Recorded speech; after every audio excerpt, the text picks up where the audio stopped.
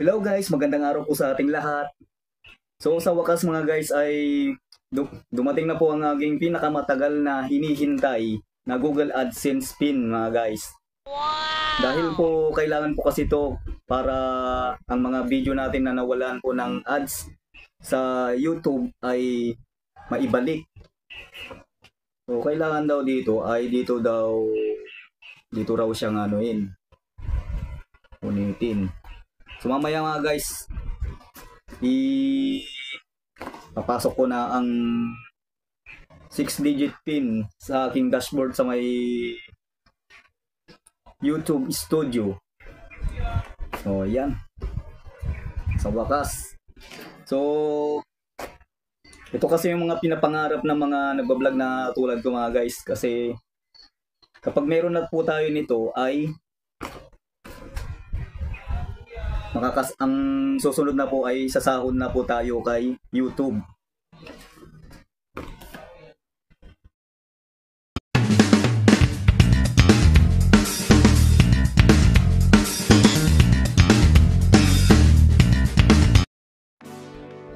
So guys, paano po tayo makaka-receive po nito?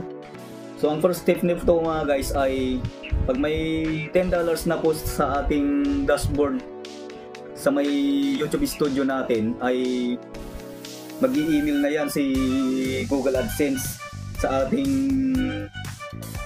Gmail account. Tsaka ang second step, mag-fill up na po tayo doon sa Gmail account natin, tapos itatama po natin yung address po natin. Pag naitama na natin yung address natin ay isesend na po natin. So nung nagkaroon na po ako ng $10 sa aking dashboard sa my YouTube Studio mga guys, ay si Google AdSense ay nag-email na po siya sa akin noong January 30. Then inano ko naman yun, inasikaso ko naman, tapos nagpila-pila pa ko doon, kinurek ko yung aking address dito po sa aming lugar. Then pagkatapos ko po i-correct ko na po, isinend ko na. Tapos then noong February 22 ay nag-email po ulit siya na yung aking Google AdSense daw ay na-send na daw niya sa aming lugar, sa post office namin dito sa aming lugar.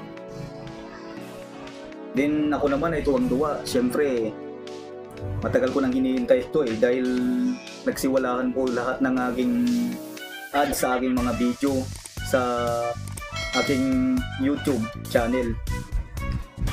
Then nung February 22,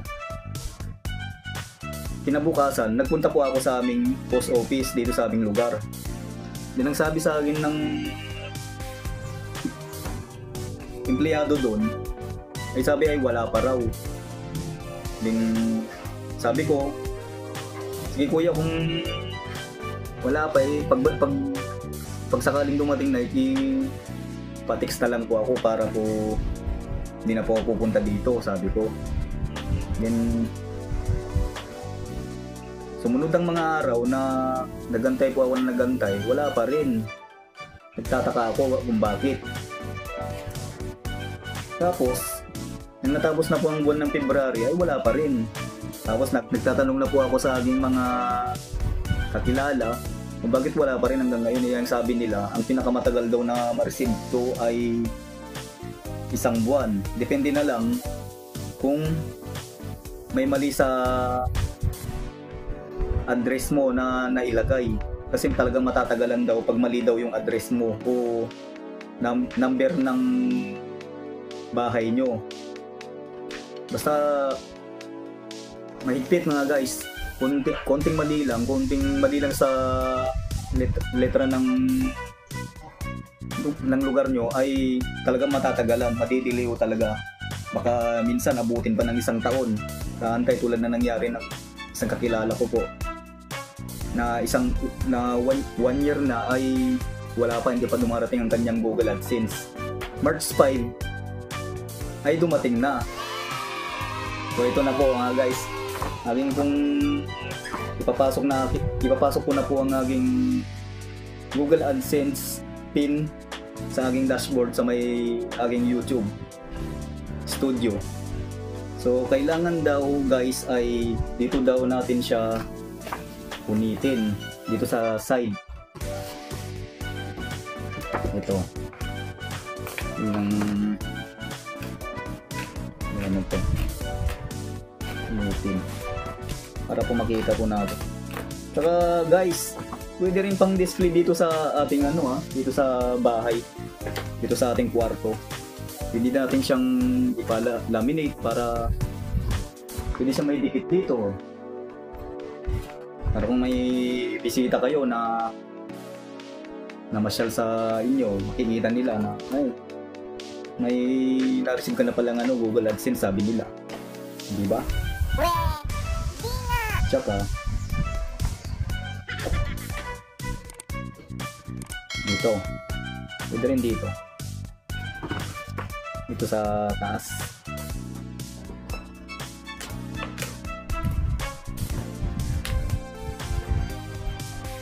Dahan-dahan lang guys, baka maputid, sayang naman. Magandang remembrance din to.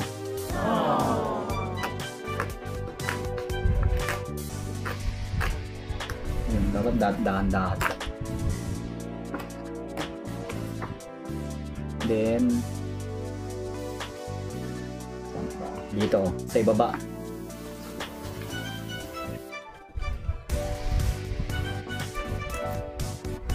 Dahan-dahan lang.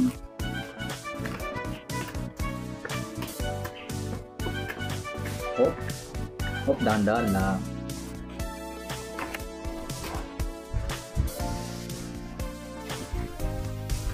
Tingin ko na lang, sandali guys para hindi masira para diretso yung pagkakapunit niya.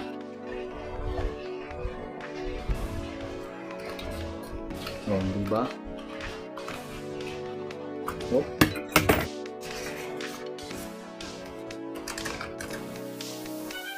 Ito na guys, ito na ang aking pin, 6-digit pin. Tatakpan ko na lang para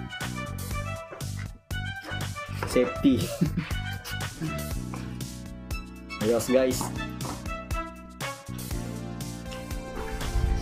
So wait lang guys, ay papasok ko na sa aking YouTube dashboard sa may YouTube Studio ang aking 6-digit pin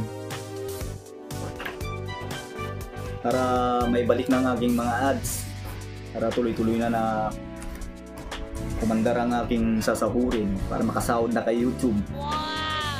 So ayan nga guys, narito na po tayo sa ating Chrome at isa-search lang po natin ang google.com AdSense. Yan, lalabas na, i-click po, lalabas na po yan, pupunta na po tayo dun ating dashboard ng Google AdSense. At yan po ay makikita nyo po, ay mapapansin nyo yung address verification ko po ay needs attention. Sabi niya, kailangan natin ilagay yung ating pin AdSense sa 6-digit verification pin. Yan po sa 6-digit verification pin po. Yan po natin ilagay. At i-blur ko lang po yung aking 6-digit pin AdSense para po sa safety ng aking pin code. Yan po, ilalagay ko na po. Set ko na po yung 6-digit pin ng AdSense ko po. Yan po. At i-click po doon sa ibaba, doon sa may arrow. Ayan. Yan po. Ayan po mga guys, so okay na. Mapapansin nyo po yung address verification ko ay complete na po. Okay na po, wala na pong problema sa mga ads ko. So ayan nga guys, no, subukan po nating silipin po sa may YouTube Studio natin, sa may dashboard ko, kung naibalik na po ang mga sign dollars ko. Ayan ba, Dito po tayo, pupunta po tayo sa YouTube Studio. Tingnan po natin sa earn. So yan nga mga guys, no, naibalik na. Meron na akong $16.62. Tingnan po natin yung mga videos po natin mga guys, kung naibalik na po ang aking mga sign dollars. Tingnan po natin dito sa videos, dito sa view all. Ayan, ang tagal.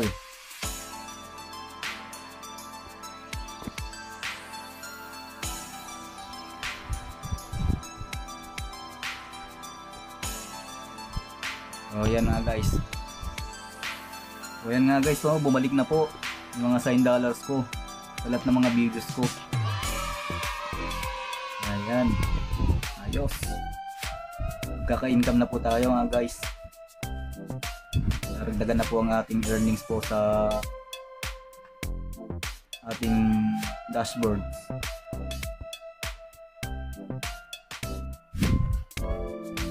Ayan na guys, so lahat ng mapapansin nyo po mga guys ay lahat po ng mga videos ko ay nagkaroon na po ng sign dollars.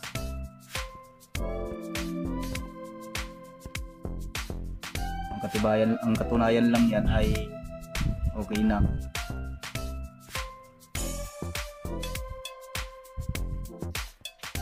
So yan nga guys, no, nailagay ko na po ang aking pin Google AdSense sa aking dashboard sa may aking Chrome. So wala na po akong problema sa my channel ko sa YouTube. So pinakita ko naman po kanina sa inyo yung aking YouTube Studio sa may aking dashboard ay nagkaroon na po sila ng mga sign dollar sa aking bawat video. So ano lang guys, so kung paano kayo magkaroon nito ay first step ay